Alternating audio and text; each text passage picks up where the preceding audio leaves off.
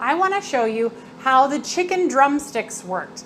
Now, with these chicken drumsticks, all I did was put a little oil on them, put on some seasoning, and literally install them into the machine using that diagram that they had. So you just hang the chicken right off, and it shows 12 pieces of chicken. So you better believe that I put 12 humongous pieces of chicken into the machine.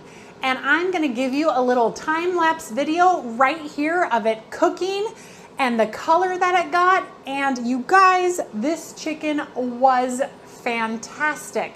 I cannot believe how easily it cooked, how delicious it was, and how many pieces of chicken this 20-quart air fryer actually made.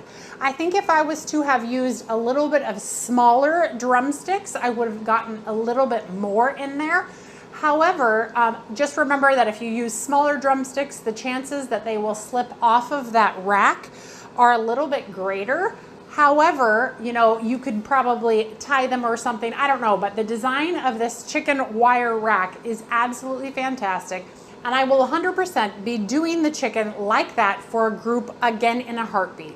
The other Blazent air fryers I actually gave to some of my friends and family members who are very much enjoying the other ones. This one is staying in my house. This one will be used more than once just for this review video. This one is a keeper.